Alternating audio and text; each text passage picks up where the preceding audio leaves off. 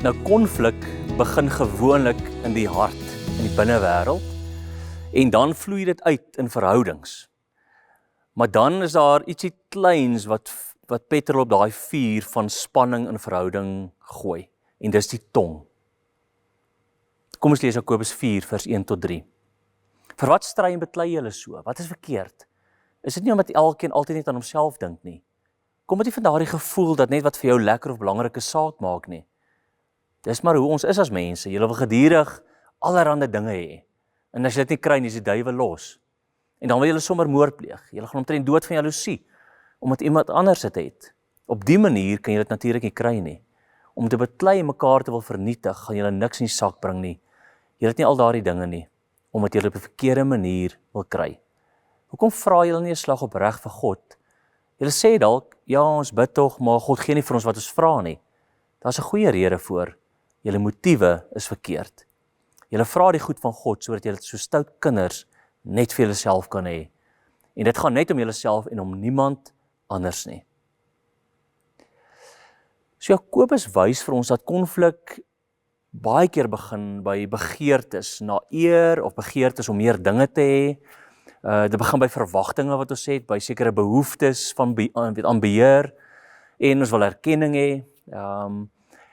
Ons wil hê alles moet volgens ons plan verloop, en dan gebeur dit nie gewoonlik nie. Ons wil hê mense moet ons verstaan wat ons bedoel, maar dan word ons misverstaan. Ons wil beheer bou, maar dan verloor ons beheer. En wat eintlik gebeur is dat ons het hierdie wêreld hier binne ons wat uitspeel, en wat ons aan buitekant sien, bely nie daarmee nie. En dan vloei dit oor in verhoudings, en dit bring spanning in verhoudinge.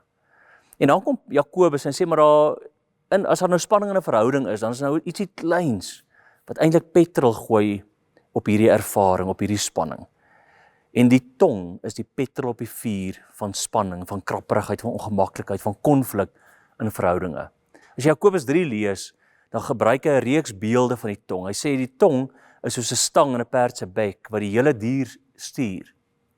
Of dit is die roer van 'n skip, wat die rigting bepaal. Of dit is 'n klein vonkie, wat 'n groot bosbrand kan veroorsaak. Of dit is 'n fontein, wat aan die een kant vars, of aan die ander kant bitterwater kan voortbring. Met ander woorde, die tong is baie klein, maar dit het 'n massive invloed in verhoudinge, in waar mense saamleef.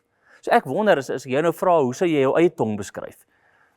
Het jy 'n giftong? Het jy 'n tong wat genesing bring? Het jy 'n tong wat opbou? Ek dink dit is belangrik om vir jouself net eerlik te wees. Wat as ek my tong moet beskryf? Hoe sal ek dit beskryf? Daar's baie navorsing oor konflik in die werksplek.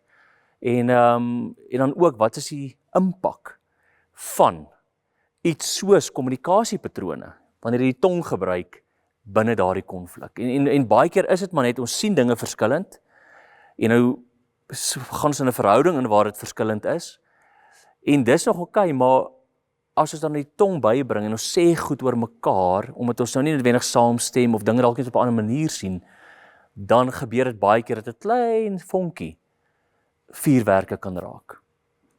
So die uitnodiging is om te gaan kyk, maar is daar dalk iemand wat hulle tong op jou gebruik het, en wat jy vandag nog 'n kraak dalk in jou siel het, van iets wat iemand 20 jaar terug gesê het. So besef net die impak van wat jou tong kan hê. En dan as jy gaan kyk in jou eie lewe, dan gaan kyk jy rondom jou, kyk na daai verhoudinge waar daar 'n bietjie ongemaklikheid is.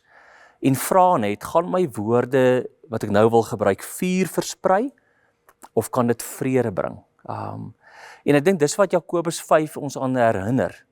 Wanneer ons swaar kry, veral in verhoudinge wil ek byvoeg, gaan na die Here toe met dit, gaan bid daaroor, gaan praat met hom daaroor.